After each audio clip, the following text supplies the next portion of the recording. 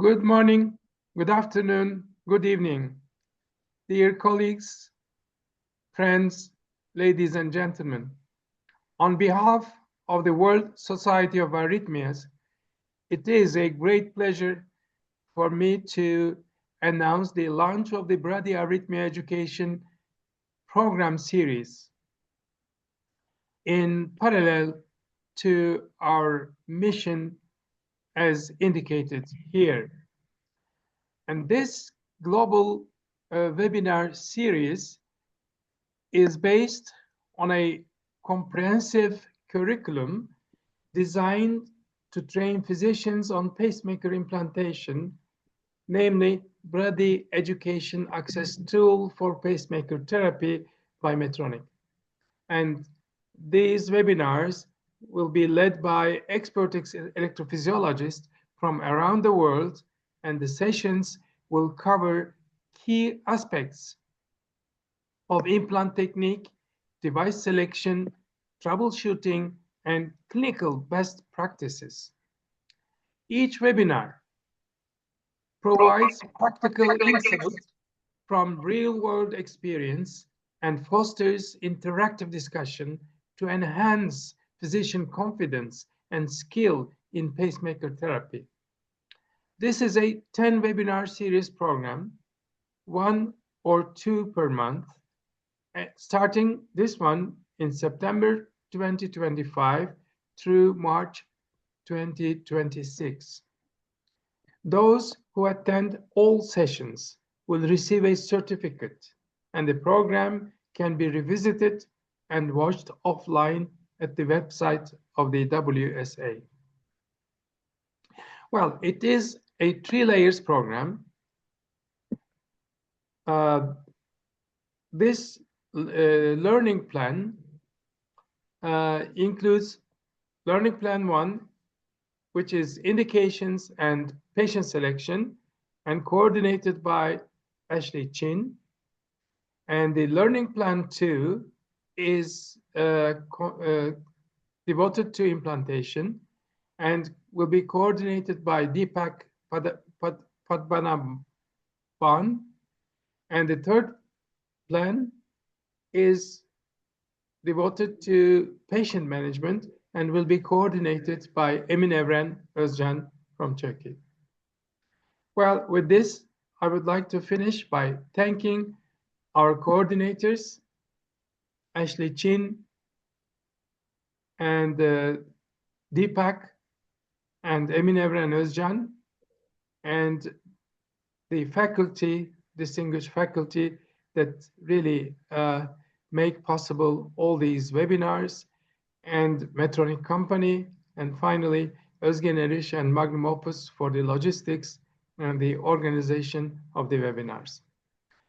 Now, I would like to leave the floor to the chairs of the first session, Dr. Chin and Dr. Mkoko, and I would like to thank you all for your attention.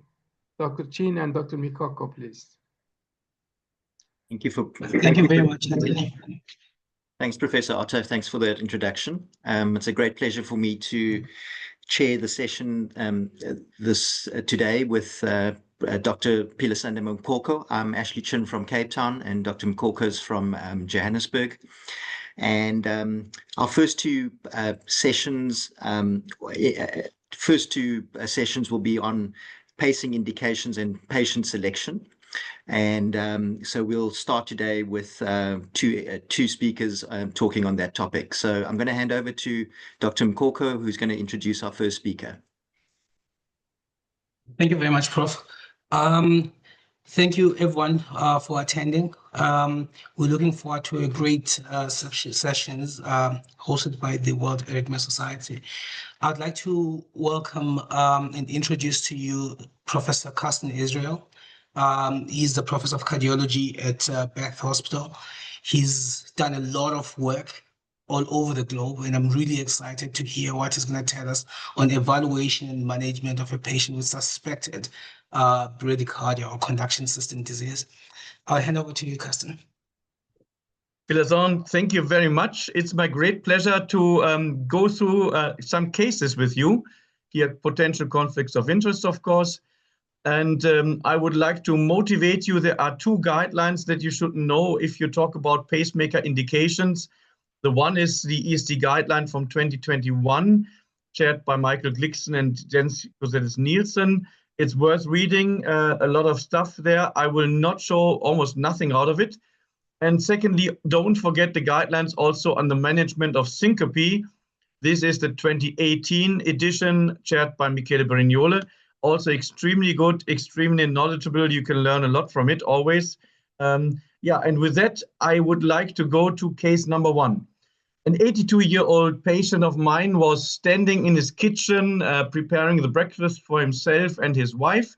His wife was pretty sick, so he was doing all the housework when suddenly he found himself lying on the floor. And this happened the second time. The first time was a couple of months earlier. Yeah, he was quite surprised. There was no witness. So he just saw that he was lying on the floor. There was some blood around his head. And he has medically a history of hypertension. He seems to have had a TIA 6 years earlier where he couldn't talk for a couple of seconds. Otherwise, he is active, he's sportive, he is a trainer for fencing. So even at the age of 82, he is very, very active. He has no known cardiovascular disease, no angina, no dyspnea.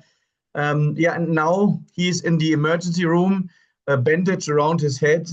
But otherwise, his physical examination is completely normal. As you can see here, the blood pressure standing and supine is fine, heart rate, even no heart sound and no murmur. So pretty extremely normal. And I don't show the ECG because in the interest of time, I just tell you it is absolutely normal. No AV block, no sinus bradycardia, not even a bundle branch block, nothing. As for his echo, also it was taken 6 months earlier when he came for the seeming TIA. At that time, the ejection fraction was 60%. He has a little slight LV hypertrophy, but nothing remarkable. And I will also tell you that we put him on a treadmill and he was able to exercise up to 155 watt, which I find pretty good for an 82-year-old. And his sinus rate goes up to 148.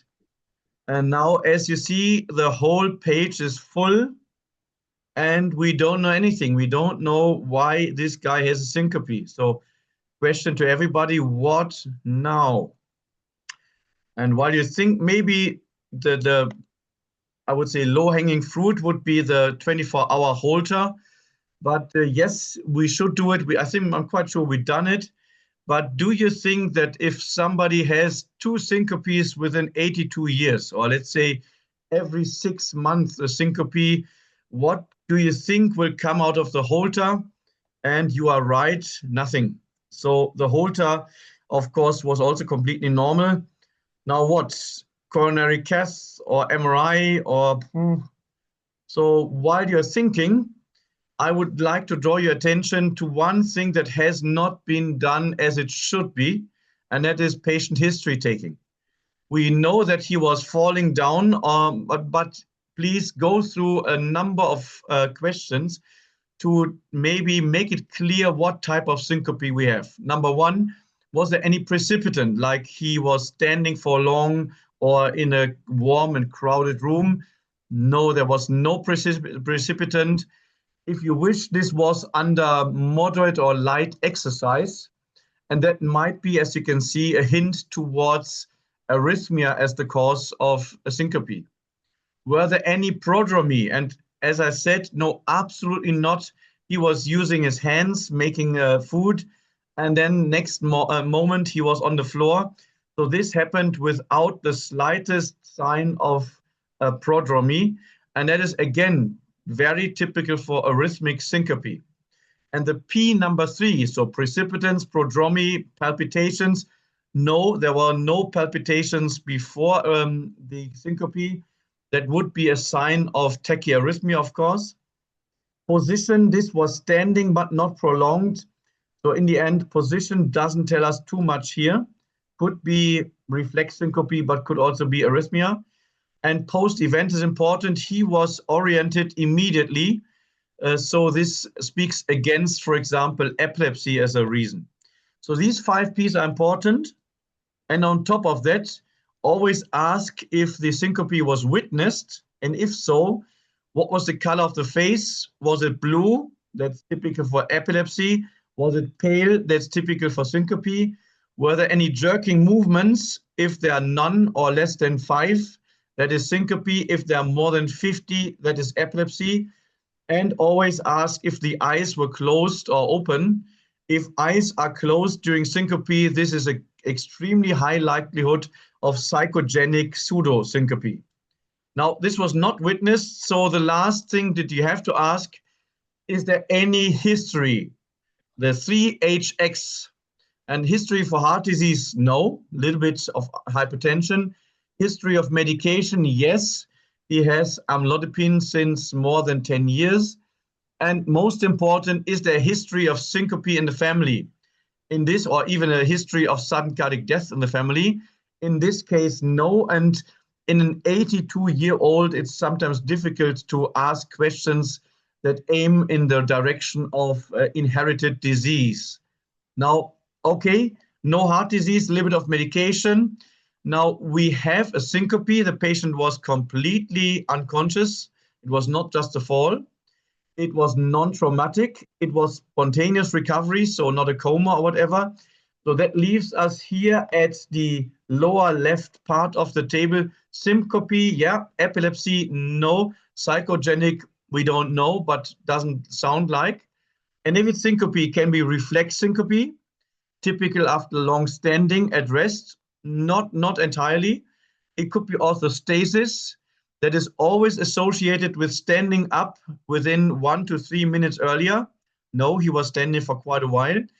It could be arrhythmia, and we already had 2 of the 5 P's hinting in this direction. And of course, it could be structural heart disease, and we have a completely normal echo that definitely rules out aortic stenosis or hypertrophic obstructive cardiomyopathy. Now, we are quite sure that this must be, or most likely is, arrhythmogenic, and that's why also I presented here in this symposium. However, what might also be a very, very strong hint in the direction of arrhythmic cause? And I had it in a small side sentence. He had a bandage around his head. He looked exactly like this. Now, one thing you need to know is, I personally don't know a single person in the world who voluntarily falls full speed on his face. If you want to avoid anything in life, you would rather break your arm, but then fall full speed on your face. Now, if this happens, it means, yes, for sure, there were no prodromy warning this patient, and this is typical for arrhythmogenic syncope. And so what should we do? A pacemaker? No. Syncope without any bradycardia documentation, or not even a bundle branch block, which should not be treated by a pacemaker. There's a study from Ireland that says, no, don't do it, because a number of these syncopes are non-arrhythmogenic or non-bradycardiac. So we have to implant an ILR in this situation. I think we have to do this because we don't want this 82-year-old guy to fall again and again on his face. This on the long term is not healthy. And after only 6 weeks, we had this here. So now this was an asystole detected by the device. The patient had a heart rate around 75. And then suddenly, as you can see here, within very few beats, the heart rate goes down to 0. He had an asystole of 25 seconds. And then just to make you a little bit happy again, at the end, his heart rate came back. He was not dying in asystole. And in fact, this is very rare. So this is a clear-cut sick sinus syndrome with a sinus arrest definitely longer than 3 seconds. And that's a good indication for DDDR pacemaker implantation. And again, the take-home message here is try to pin down any syncope that is likely to be arrhythmogenic, as here, and then try to find the reason. If syncope is very rare, you will most likely need an ILR. That was case number 1, by far the longest. Case number 2 is, I think, intellectually the most important here. You have a 55-year-old female with spells of dizziness. That is not too much. I also have sometimes spells of dizziness, so I wouldn't call this too sick. She never had a syncope. She has no known cardiovascular disease. Now, looking at her ECG, we see normal sinus rhythm, completely normal. We see a normal PQ time. Oh, we see a little bit of ST segment depression, V1 to V3. But as you can also see, she has a right bundle branch block. So this ST segment matches with the right bundle branch block. We don't really see a pathologic Q wave. So we just have a right bundle branch block. That is definitely not a reason for dizziness spells. What else do you see? And while I see Philasande and Ashley, they are watching this ECG very carefully, and they typically look at lead 1, 2, and 3. What I didn't say, she has a funny right axis, okay? And I hope you can see lead 1. In lead 1, the S wave is much larger than the R wave. So that means the QS axis in the Cabrera circle is more than 90 degrees. So that is a little bit unusual. Number 2, what you see, there's a really giant S wave in lead 1, okay, even with a notch. There is, by the way, corresponding to it, a very, very small and narrow Q wave in lead 3. I hope you can see it nicely. And also in lead 3, you see there is some kind of funny notch, a hump. So there's a QRS complex, and then like a very humpy back, there's a second funny R wave. Now, what I just summarized, and QRS axis bigger than 90 degrees, a big S in 1, a small narrow Q in 3, and a notch in 3, that is the definition of a left posterior fascicular block. And you may not see too much of left posterior fascicular block because it is rare, because the left fascicle is a network. To have it completely blocked, that requires a lot of damaged tissue. So I think it's rare. Secondly, most people don't know the definition or the ECG criteria. So I think it's underdiagnosed. Now, this is a bifascicular block with spells of dizziness. That is not yet any indication for a pacemaker. So what do we do now? Patient history doesn't give us any interesting clue on anything, but please don't forget to look at your patients. Now, this is taken from a publication. That lady looked very, very similar to it. And even if we are gentlemen, we don't undress our female patients more than necessary. Do it and look. What you see here, now we are cardiologists, it maybe we don't look too much on the extremities. But what you can see from the behind very closely is there is not much musculature on the proximal part of the lower extremities, right? So her legs are very thin, and this is absolutely consistent with muscular hypertrophy of the proximal extremities with muscular dystrophy. So be aware there's a distal way, the muscular dystrophy type 1, like Hirschman-Steinert, for example, where you have thin lower parts, distal parts of the extremities. Now here we have muscular dystrophy type 2 with the proximal parts very thin. And now, okay, if you know this, there's a very nice supplement to the European guidelines. Be careful, you should know all these types of funny muscular dystrophies because they are typically associated with arrhythmias and particularly with conduction abnormalities. As you see here, the MD type 2 that we have, typical that they have bundle bunch block, and this is a little bit unusual bifascicular block. So this is remarkable. And in total, this is an absolute indication for a pacemaker because this lady is extremely likely to suffer from complete heart block. And this is a trifascicular block. And if she's unlucky, she suffers also from a trifascicular block without any escape rhythm. So these are the rare patients that can die from complete heart block. So not only look at the ECG, also at the patient, him or herself. And here's some tips and tricks what you should see in the muscular dystrophy ECG. I just show it. You can show it if you want to download it or watch it at the WSA site. Important that patients with muscular dystrophy have bradyarrhythmia, but also VT, and they may sometimes have non-ischemic cardiomyopathy in 3 to 10% of cases. And if you see AV block or bundle branch blocks, particularly atypical ones, in patients without cardiovascular disease, check for muscular dystrophy by just looking at the musculature of the patient. Case 3, maybe also one important, that's an African patient, by the way, from Kenya, a 13-year-old girl. She just complained a little bit about fatigue. That is all about cardiovascular problems. And only if you talk with her quite good and long, you might tease out that at least 1 year earlier, she started to have every now and then double vision, meaning that she has diplopic images. So every now and then, sometimes in the evening, not too much, it doesn't affect her too much. Now, if you look at the ECG, what do you see? Heart rate is roughly like 90 beats per minute, so not bradyarrhythmic, but only persons who know the ECG well might see, in fact, that there is a P wave for sinus rhythm.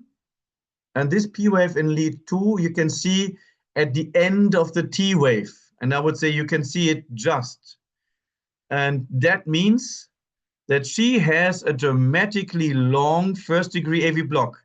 Now, normally, I would say in patients under the age of 40, first-degree AV block is vagal. You know, they are just chilled. And if you make them exercise, this goes away. Now here, if you have this together, a very long, I would say an abnormally long first-degree AV block, plus the history of double vision, maybe look again at that patient. And this is taken from the internet, but this girl looked exactly like this. Only if you look very, very carefully, you see that the eyes are not open in the same way. So this is a very, very minor ptosis, and that is the final step to the diagnosis. And I don't know, Ashley, if the chat is full of the correct diagnosis. This is a Kearns-Sayre syndrome. It is a mitochondrial problem. I have it in the next here. You see it here. It's a mitochondrial problem. Typically, it just means that the energy of the cell is a little bit affected. These patients can become easily 90 years old. They might be slightly smaller than others, slightly thinner, and maybe a little bit fatigue. But otherwise, the only thing that threatens their life is complete heart block. So if they have a pacemaker, they can study, go to university, and become 90 years old. So please don't overlook Kearns-Sayre syndrome, because these are patients where we can really, really help. Now, very short last case I think I can show. This is a 35-year-old marathon runner. And he came to me because, well, in fact, that time I was also running, and we were in competition. He was a little bit faster than me. So he admitted, well, Carsten, every now and then I have a syncope. Is that normal? And the answer is clear, no. You only get a syncope if your circulation fails, you know, and your brain is no longer, you know, supplied by blood, and that is not normal and not healthy. So we did everything. He had a giant exercise test and 300 watts without any symptoms. He had echo, of course, normal. He had everything else normal. The rest of his patient history completely normal. Only that he did a marathon in less than 3 hours, which is good in Germany. I know it's nothing in South Africa, but in Germany, this is already, you are at the top of the nation. Now, he got, of course, also a Holter, and there you see, wow, it's a second-degree AV block with a pause, yeah. So that means he needs a pacemaker, right? So he cannot train at least for 2 weeks, and I have the chance to get better than him. So should we implant him with a pacemaker? Now, first question, what type of second-degree AV block? Difficult to say, but what we see is that the first PQ after the pause looks slightly shorter then the second one, and the last one before the pause. And that means that would be rather a Wenkebach. Okay, so Wenkebach might be vaguely induced and not really something dangerous. However, recurrent syncope, shouldn't we, if we have now a AV block documented, shouldn't we give him a pacemaker? And the answer is no, don't. Because for detectives, the second thing that we see maybe is the time of day. It's 4 o'clock in the morning. And 4 o'clock in the morning is a time where everybody is pretty vagal. And finally, he has a sinus bradycardia. Okay, normal at 4 o'clock, lying in bed. But you see that the P wave that is blocked, in fact, comes with a cycle that is even slower than the slow rhythm before. And that doesn't make sense. You know, if your heart rate goes down, your AV conduction normally, if it's an infrahesian problem, becomes better. It doesn't become worse. So if your sinus rate at the time of AV block goes down at the same time, that is typical for an external cause that makes both slow, the sinus node and the AV node. And if you see this, you can be sure this is nothing for a pacemaker. This is vagal tone, and I would make a diagnosis. This is a non-conducted P wave in a hypervagal state. And please do not even mention the term AV block, because everybody who reads your diagnosis in the whole time, oh yeah, oh, it's AV block, okay, fine. Who reads it superficially might give a pacemaker that is definitely not needed. What you can, in fact, recommend to this guy is please taper down your endurance sports, because you are a dipper. That means you slow down your heart rate to such an extent that it goes too slow. So reduce your endurance training per week a little bit. And then I'm even faster than him. So with that, I skipped the other cases, maybe for next time, Ali. And I just want to summarize, which is important. If we want to do a good job with pacemaker indications, then we need to have a good patient history. Most patients who need a pacemaker have had a syncope, or many patients. So don't forget about the 5P rule: precipitants, prodromy, palpitations, posture, and post-event. And add to it 3 histories: the family history, the cardiovascular history, and the medication history. And then you are already in good shape to tease out which is most likely innocent and what is dangerous. Please know your clinical signs of inherited disease. We had the muscular dystrophy. I was mean enough to show you a picture of Kearns-Sayre syndrome, which you may see only once in your life, but please don't overlook it if you want to do a really good job. And as you could maybe also see, you need to know the ECG. You need to know things like left posterior fascicular block and the typical AV block, vagally induced versus not vagally induced. And then you will do a good job, and pacemaker indications are very big fun. Thank you very much. Thanks. Thank you, Carstens, for that excellent talk. So for the attendees online, we're going to have a Q&A session after our second talk, where you're welcome to put up your hands and ask Carstens any questions that you have related to his 3 or his 4 cases that he presented. If you're a bit shy about doing that, just type in the chat box, and myself and Pila will facilitate your questions. So thanks, Carstens. We'll just stay online, and we'll have a Q&A session after the next speaker. So I'm going to present Juan Aguadelo to you now. He's a cardiologist, electrophysiologist from Colombia, and works at the Mariana Mendel Institute. So Juan, thanks very much for accepting our invitation. And you're going to be speaking on pacing indications for sick sinus syndrome. Thank you. Thank you very much. Thank you to the World Society of Arrhythmias. Thank you, Ashley, and other colleagues for this invitation. I'm going to share my screen. Let me see if are you looking my screen, right? Yeah. It's okay. It's okay. Okay. Yeah. It is a pleasure. Thank you. Okay. Thank you very much. Okay. As I told you, it's a pleasure for me to share with you some ideas about pacing indication for sinus node dysfunction. I'm working in Latin America and South America. You're very welcome here when you want.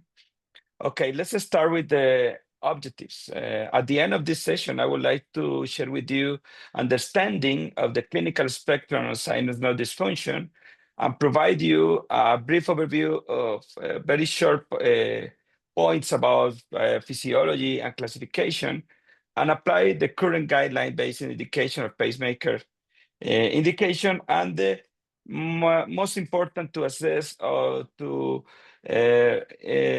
give you the importance of the symptom and rhythm correlation, and importantly to decide which kind of device the patient needed. Let's start with two or three clinical, very short cases. This is the first case. The first case is a 60-year-old woman with a hypertension, hypothyroidism history. She usually runs more than 1 kilometer 3 times a week. And as is common this year, bradycardia was incidentally found during a hypertension control. The labs are perfectly normal.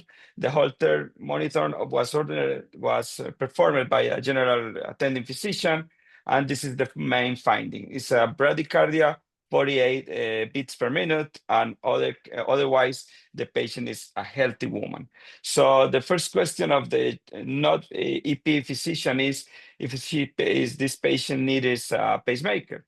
Of course, if the symptom is absent and it's clear that this patient is very healthy woman performing exercise in a routine manner, is of course not needed a pacemaker. So the first message here is it's critical, and it's a part of my main message is that the symptoms are clear, and the correlation between symptoms and rhythm traces are critical in order to decide or to choose if the patient needs or not needs stimulation.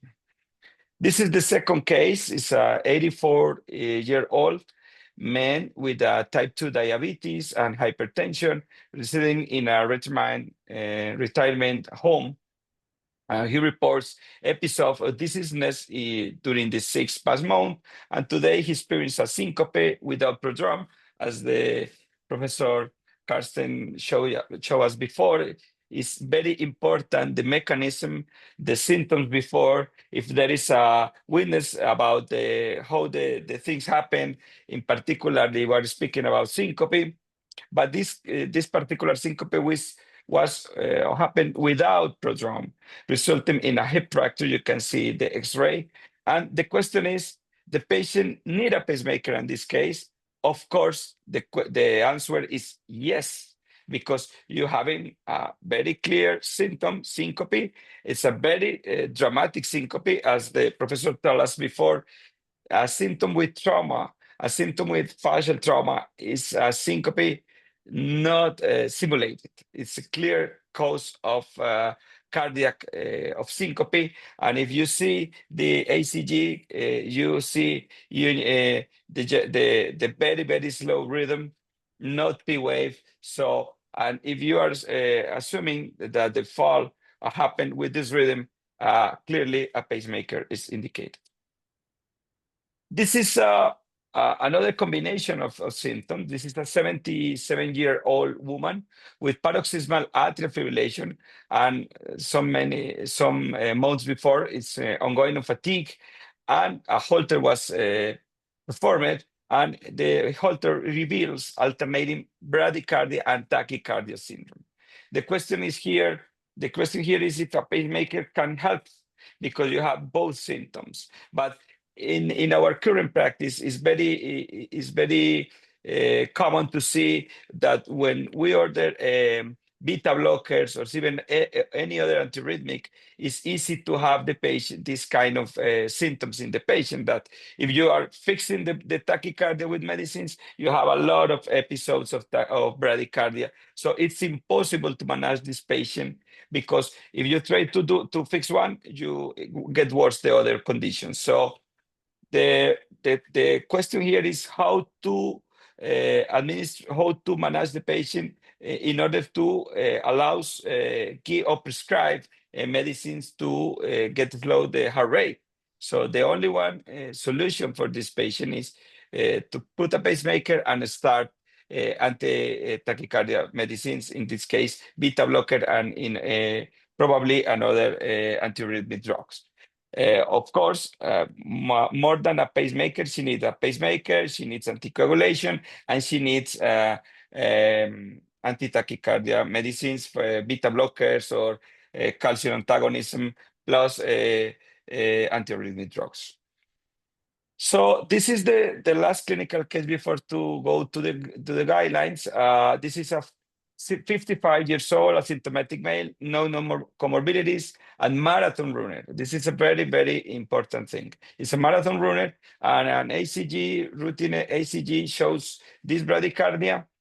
And the question is, if this patient needs a pacemaker. Of course, the critical point here that I want to share with you is that this correlation between symptoms and arrhythmia pattern are critical in order to decide in a right manner the indication of pacemaker. Just to summarize, for this patient or this kind of patient, is very, very important to have a true a test to see if the heart rate increase with the exercise. For sure we do, but it's important to order or perform a stress test. If you perform a standard stress test, you can see in the clinical practice that the heart rate increase in a normal way. So in this scenario, pacemaker is clearly not needed, even with these numbers of this bradycardia in the resting ACG. Just for putting the context, this is a gross anatomy of the sinus rhythm. The sinus rhythm is an epicardial structure in a long wave located in the epicardial surface in the junction in the superior vena cava and right atrium.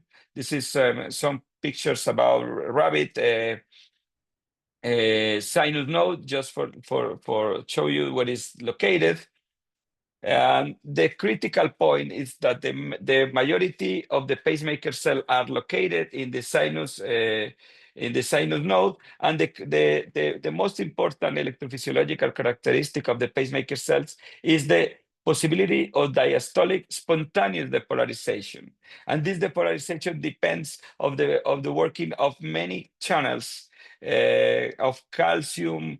Calcium is critical for depolarization, and this groups of channels. I'm going not to stop here in order to be brief and clear, but it's critical to say that the main pacemaker cells of the heart are located in the sinus node.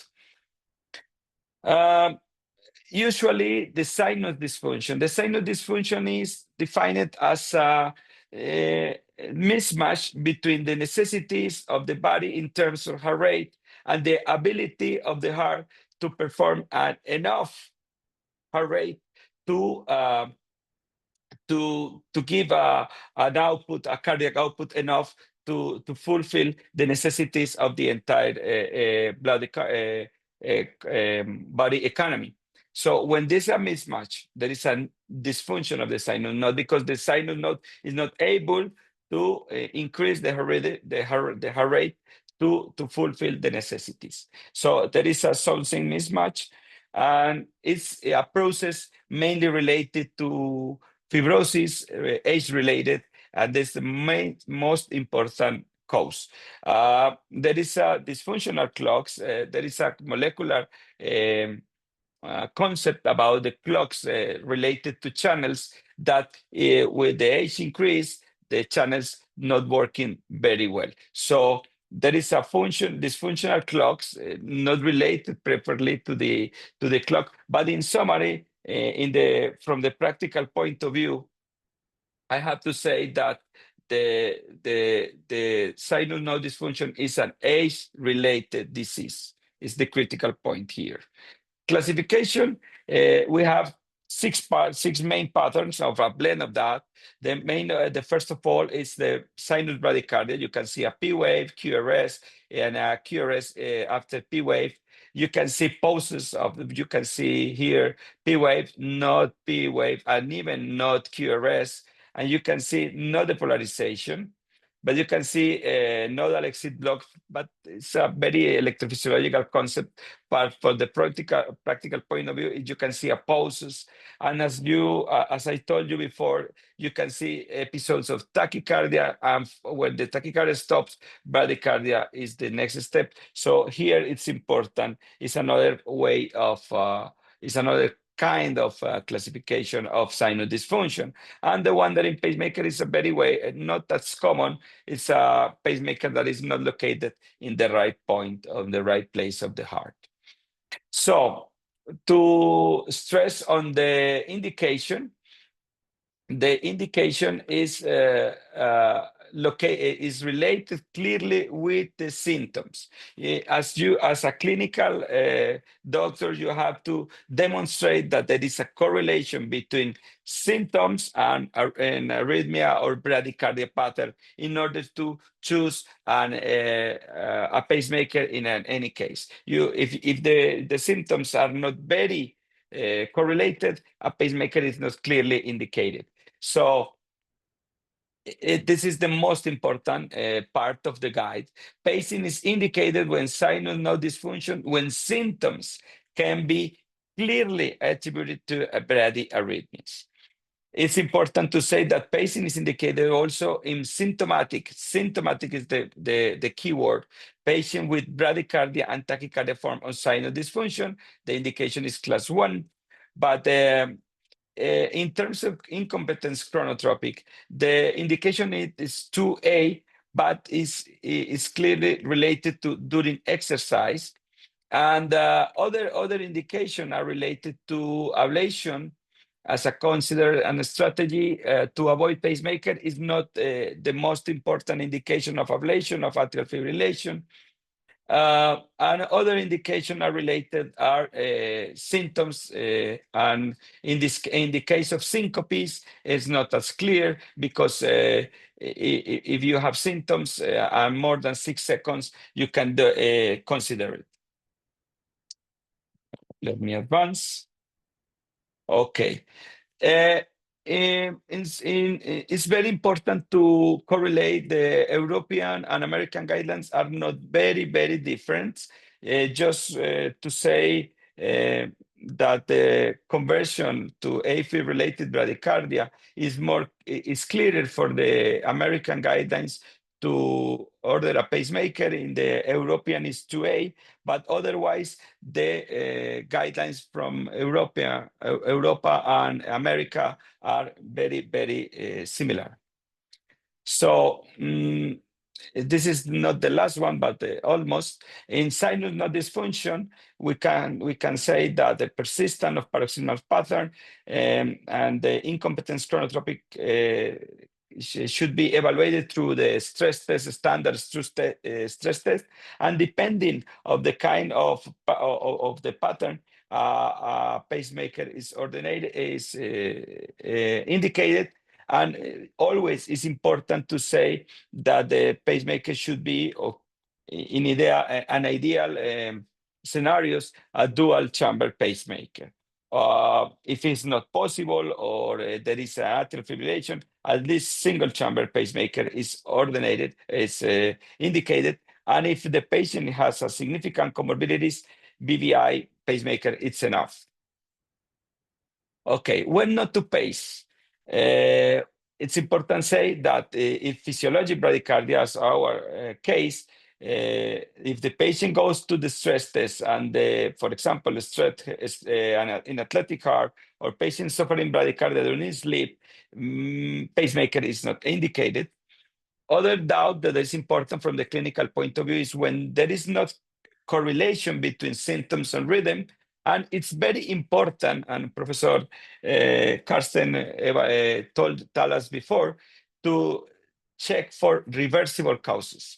Medicines, beta blockers, calcium antagonism, antiarrhythmics, supplements is very common, and drugs for the thyroid dysfunction. It's important to rule out this hypothyroidism as a cause of dysfunction of the sinus rhythm. Okay, this is my last slide. the take-home messages are, first of all, in sinus node dysfunction, always correlate bradycardia with symptoms before considering pacing. Pacing is indicated in symptomatic sinus node dysfunction and bradycardia tachycardia syndrome, and it's important considering pacing in specific contexts, such as chronotropic incompetence of sinus pauses longer than 6 seconds, and always avoid pacemaker if the patient is asymptomatic or it has a reversible bradyarrhythmia cause. And it's important to tailor decision to individual clinical scenarios and current guidelines recommendation. This is my presentation. Thank you for your attention, and I remain open to answer question or to discuss in a deep manner this interesting topic. Thank you very much. Thank you very much. Joanne, I don't know if I can ask a question very quickly. Of Just course. a quick comment on the complexities of assessing the so-called tachybrady syndromes, because not only is the pacing an issue, but the arrhythmias in the background have their own indications like anticoagulation, that kind of stuff. A quick summary there. Okay, it's a very interesting point, because bradyarrhythmia tachyarrhythmia syndrome is a complex condition, but it depends. Of course, if the atrial fibrillation is documented, it's critical. It's of the scope of this discussion, but it's critical to say that if the atrial fibrillation is documented, it's important, if it's possible, to start anticoagulation depending on the score first. Second, the management of bradycardia depends mainly on symptoms. In some cases, depending of the availability of resources and management of the tachycardia in an invasive manner, I'm speaking about PVI, pulmonary vein isolation, could be helped to avoid bradycardia symptoms. But it depends on the context, because tachycardia is difficult to manage if you don't have medicines. But if you prescribe medicines, you always, or some cases, you need to add a pacemaker. But depending of the critical point is which is the prevalent symptom. If the tachycardia is the prevalent symptom, you can start with invasive management of the arrhythmia. But depending of the context, particularly very early patients, the main problem is bradycardia, and you are very afraid of the fall, for example, of the old patient. And in that scenario, it's important to avoid bradycardia. So older the patient, more important bradycardia; younger the patient, more important tachycardia, as I summarize. I don't know if it's clear, Dr. Mkoko. Yeah, that's excellent. Thank you very much. Thank you. Okay, so just a reminder that that the audience can just raise your hand if you want to ask a specific question, or if you're afraid to do so, please put it in the chat, and I'll do the best to ask the speakers. Carsten, I just want to ask you a question regarding that first patient with the elderly lady standing in the kitchen who had a blackout and then had a head injury. In resource limiting settings, loop recorders are not always available. In Africa, for example, in some of the more of the low and middle income countries in Africa, ILRs might not be available at all. So how would you manage that case if you do not have some form of extended monitoring? And is there a situation where you might make a call of implanting a pacemaker before getting symptom ECG correlation? Yeah, that's very good. That's a classic 2B indication. So you do not have the association of symptom and bradycardia, but you find it likely that there must be an association. And what I would do is, number one, I would check from the history if there are features that are typical for bradyarrhythmia. So like I said before, if it occurs without any prodromy, that is rather not typical for reflex syncope, orthostasis. And if there is no sign of structural heart disease that could explain it, So that would be number one. Number two, if it occurs that there's head injury or any other significant fracture, we would say anybody with a prodromal possibility would have avoided this. And number three, what I also, I think, alluded to, any arrhythmia occurring during exercise cannot be reflex, because during exercise you're adrenergic, you're not vagal. And also any syncope when you are lying flat in supine position cannot be orthostasis or reflex syncope. So these would be the history features that would drive me to the conclusion most likely it cannot be orthostasis, it cannot be reflex syncope. From echo, it is not structural, so it should be most likely arrhythmogenic. And then secondly, I would also try to check the ECG. Are there any signs that do not by itself establish a pacemaker indication, but also give you a clue? So for example, I would say every PQ time above 300 milliseconds is very abnormal. Normally the AV notes, if the PQ time gets longer, starts a Wenkebach periodicity at 240, 250, 260. So if you do have 300 milliseconds, it's likely AV node plus the conduction system below. And secondly, if you have any bifascicular block, that is also rather unusual. So right bundle branch block plus left anterior or left posterior is even more typical. More than 50% of patients with this bifascicular block have a development of third-degree AV block within 12 months. And also a sinus bradycardia that by itself is not enough to establish a pacemaker indication. But let's say it's 50 and during exercise only goes up to 90 and then the patient has to stop. That shows me that the sinus node is not only due to vagal causes a little bit slow, but also during exercise it doesn't raise its rate like it should. So it's obviously sick during adrenergic tone. And these would be then my class 2Bs to say, okay, fine, then in the absence of other possibilities, I would rather go ahead. And finally, also always ask yourself the question, what is more dangerous for the patient? An unnecessary pacemaker implantation or another syncope that is likely to cause fracture. And mostly in my elderly patients, 85 with osteoporosis, that I use the 2B indication every now and then, that I do not search for the association, but I try to avoid by all means that they get a hip fracture, which is much, much more dangerous to them than a small pacemaker implantation in local anesthesia. Right. No, thanks, Cotton. I mean, that's exactly what we do sometimes when, sometimes you just can't get that proof of ECG symptom correlation, and then it's a judgment. And a lot of the times, I mean, that's where the history, as you said, becomes so important, because your history needs, if it doesn't sound vasovagal or orthostatic, then, you're faced with a situation that you might have to put in a pacemaker, to prevent the cardiac causes. So, yeah, I agree with those points. I see Juan's hands up there. Juan, do you want to comment on that? No, I completely agree with Professor Karsten. From the practical point of view, I work in Latin America. We have implantable devices, but it's not available always. But from the practical point of view, 3 or 4 very critical things. First of all, is the pattern of the syncope.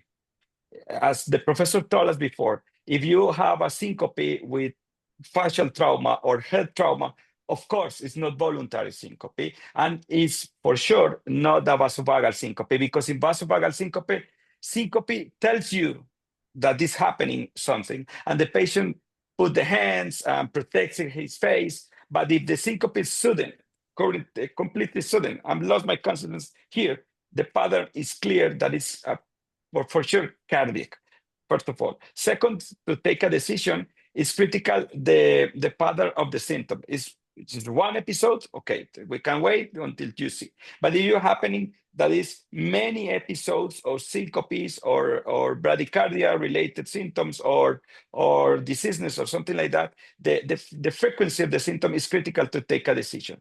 Third, the ACG pattern. If you see a perfectly normal ACG, the probability of to have heart disease is too low. So if you see a hemi block, if you see a right bundle branch block, for sure the heart has electrical disease. And it's important if you have an access to echocardiogram. If the echocardiogram shows you an abnormal heart, any kind, not a normal ejection fraction, diastolic dysfunction, the patient has more a riskier than if the heart is completely normal. So, and at the end of the time, in many cases, we have to take decisions without the final proof of correlation, but it depends on the clinical context. In somebody, the kind of symptoms, the frequency of symptoms, the pattern of the ACE, and the comorbidities are very important issues to take a final decision. If a not perfect correlation, it's available. It's my final point of view. Thank you. Yeah, maybe. Yeah, thank you. Very nice. Just because we are all adults here, there's one thing that I would like not to say to underage people because it makes things more complex. There is one group of patients who has a syncope with trauma, but it is orthostasis. And this is typically patients with Parkinson's disease. They are just too slow to, put forward their hand, and they might fall on their face and have commotion of their head and don't remember anything, even in the absence of bradyarrhythmia. So that is one of the very few exceptions where it's difficult. And of course, patients with Parkinson's disease have also AV block and frequently sinus node disease. So this is a very difficult set of patients. Scenario. And maybe to add one, which is where you don't need a loop recorder, complete left bundle branch block with first degree AV block is rather frequently not located in the AV node, but rather down below the AV node. And if that patient has any kind of structural heart disease as over the age of 60, in that patients, I would also not request a documentation of the bradycardia, but it's clear the right bundle is very thin. And if the both thick bundles, the left posterior and anterior, are gone, plus first degree AV block, what should it be? It must be intermittent AV block. Yeah. Okay. Before I get to Pilo and Professor Otter, I just want to take a poll, if it's possible, about, I think there are like 12 attendees online, just to see, the poll is, do you have loop recorders available in your country? Because I think loop recorders have made a major change in the management of patients with intermittent bradyarrhythmias. If you, I wonder if we can take a poll. If you do have yes or no, do you have loop recorders in your country? And while we're setting up the poll, Pila, do you want to, you wanted to ask a question? Yes. One other thing that Carsten sort of made clear is the importance of history and clinical examination when assessing our patients that come in with bradycardia, syncope, or conduction system disease. And not only does that help us in making the diagnosis, but it has implication on the kind of devices that our patients would get. For example, when you assess these extra cardiac disease, for example, muscular dystrophy, not only should they get a pacemaker, but the big question is what kind of a CIAD should they get, considering the natural history of the disease that they're presenting with. So it does add some complexities. Do you care to comment on that, Carsten? Yeah, that's a good point. One of the things that is nice is that most of these muscular dystrophies are associated with conduction problems, not so much with sinus node problems. So if that is a patient that has just a, let's say, bifascicular block and signs of myotonic dystrophy, a normal dual chamber without atrial sensor would be enough.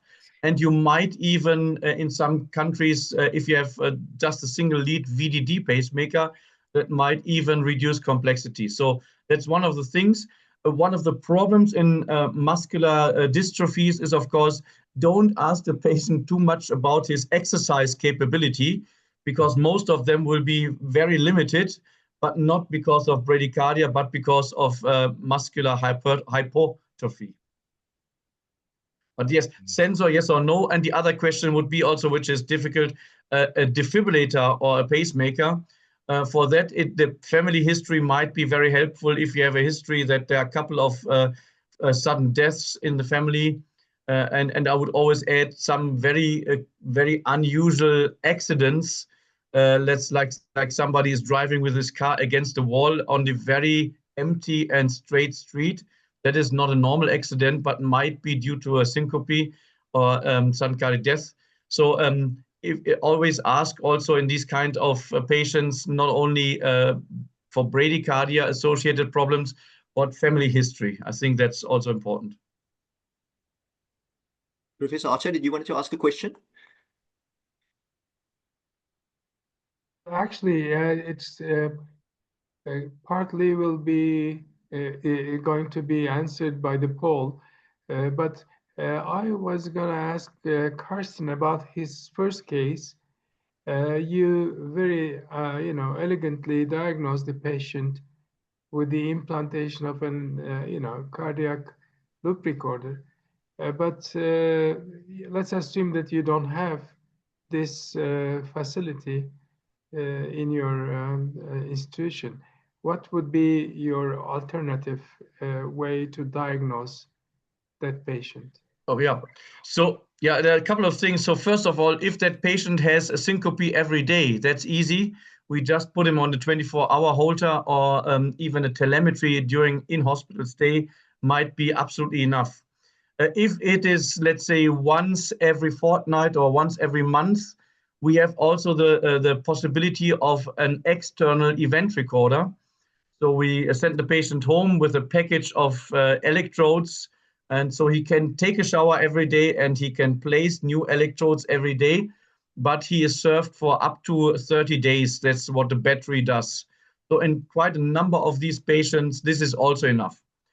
Number 3, if you interpret a Holter, of course, I would like to see, if the question is syncope, I would like to see an arrhythmia that causes syncope. Now, if I do see only some let's say, more moderate bradycardia, sinus arrest with 3.5 seconds over the daytime, then I would say, okay, 3.5 seconds is not enough to cause syncope, but it is enough to diagnose a sick sinus node.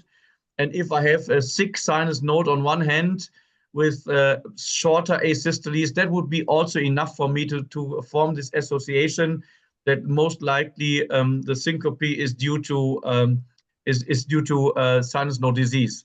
So these are some of the things that you can do. One thing I would absolutely warn you: don't perform carotid sinus massage just because you don't have any other idea. We did this a very long time ago. Every syncope of unknown origin received also carotid sinus massage.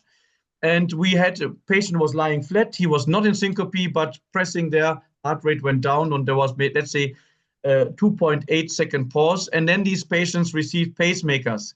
And what was not nice to see, that quite a number of these elderly patients with heart disease had then in the memory of the pacemaker stored VT. So yes, elderly patients with heart disease might have bradycardia, but they may also have VT. So implanting a pacemaker in these patients will not help them too much. So that's my warning.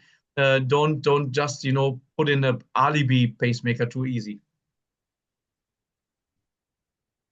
We just ask a quick poll, and in the attendees, if because I can't launch a poll, I'm going to ask you to raise your hand if you've got access to implantable loop recorders in your country. If the attendees don't mind raising their hands, and then I can have a look and just sort of count the number of hands on the 12 attendees that we have. While we're waiting for the poll to come through. Juan, just for maybe a final question to you. Dual chamber pacemakers are quite an expensive. They're much more expensive than single chamber pacemakers, and it's in South Africa. It's been our practice to implant atrial lead only pacemakers, provided that we test the AV node function at the time of implant. So what we do is we pace the atrium at a rate of 120, and if they conduct 1-to-1 at 120, we leave them with an atrial pacemaker and not proceed to do a dual chamber pacemaker. Would you, what do you think about that practice, and is that acceptable? Yeah, very interesting question. So we think that in the adult patients, it's important to say that not a low number of patients will progress, because, as you know, the sinus node dysfunction is a progressive disease, but there is no reason to think that if the sinus node is sick, probably in some moment of the evolution of the patient, of the time, the AV node will fail too. So we consider, it's our opinion, that if the sinus node is sick, probably in some moment of the evolution of the patient, the AV node will be sick too. So there is a rate of progression of the necessity of the ventricular stimulation. So we would like to avoid a re-intervention in the patient, because the cost is higher if you have to perform 2 interventions, and if you put a AI pacemaker, yeah, and if later you need a DD pacemaker, you lost the first one.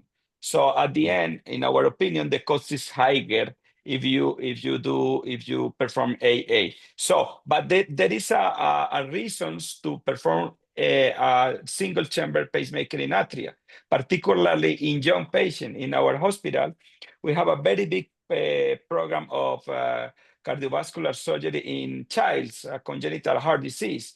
So in young patients, in patients with cardiovascular conditions, heart disease, and in a child, of course, we prefer just to put one lead in order to avoid vascular complication, in order to avoid occlusion of the vein. So in summary, in the majority of patients, we prefer DD pacemaker in order to avoid a new intervention in a short time. But in young patients, and if you are completely sure that the AV function is completely normal, it's an acceptable decision, particularly if the patient is young. And other thing that's important is if you know that the condition, for example, surgeries, cardiac surgeries, are the cause of sinus dysfunction. For example, an anastomosis or any other coronary disease, and you can at least warrant that the AV node is normal, the AA pacemaker, single chamber atrial pacemaker, is a very nice choice. Yeah, it's our opinion. Thanks. Okay, just from the poll, we've got, I think, 2 out of 11 attendees that say that they've got access to loop recorders. So, you know, it seems quite a, you know, we've got quite a lot of people working in places where that's not available. Pila, do you want to comment on that? Yes, just a quick comment. So we have traditionally and sort of in a way, for everyone with sinus node dysfunction, tested the AV node in theater. And if they block the AV node at less than 120, in a way, we sort of have learned that predicts the progression to AV block down the line. But if it did not, we have been giving them the AAIs. And when we've looked at our data retrospectively, we found that the reoperation actually for AV node disease has not been an issue, but rather reoperation has come because of lead dislodgement for the atrial lead, which is pretty common. And so that practice has sort of worked for us. And yeah, so in fact, the other patients that we've found that needed reoperation for AV node disease is when we've used a lower AV Vanderbilt number. So if the fellows were a little bit lazy, they blocked at 110, they said, we're going to go ahead and do AAI. Those patients actually ended up with AV block. So the 120 has been a good cutoff for us to say if the AV node blocks at lower than 120, probably there's some intrinsic AV node disease that we can't see at the moment that the patient may progress later on. So we give them a dual chamber, but if it doesn't, we give them an AAI. It does save us some money because cost is a bigger issue, and there's a big price difference between the single chamber and the dual chamber device. Okay. Nice approach. It's very interesting. Just one word to if you have troubles with the coast, you have to think. You have to choose between ILR and put the pacemaker. It's an issue because if the cost for the ILR is high, it's not very different from the pacemaker. So take into account this for decision, the cost of one of the other one, because the second one fix the problem. Okay, guys, I think we have to, it's come to the end of the time for our webinar today. I just first of all want to thank Carstens Israel again for his brilliant cases. And Juan, thanks very much for agreeing to give a talk on sinus node dysfunction. I think we all learned something. I've certainly learned something today. Thanks, Pila, for your contribution today. So just a reminder that it's a series of 10 webinars. Our next webinar will be on the Saturday, the 18th of October, where Dr. C.P. Lau and Dr. Al-Shobi will be talking on AV block and device selection, on which patients require which pacemaker. So please join us for that, and please spread the news about these webinars. I think these webinars are fulfilling quite a useful educational niche area of under-resourced, with the aim of under-resourced countries. So, and I think with the challenges that we face working in these sort of environments are sort of unique and deserve more sort of open discussion. So I thank everyone again for their contributions, and I hope to see you again in 3 weeks' time. Thanks very much. Thank you. Thank you very much. Thank you, everyone. Bye.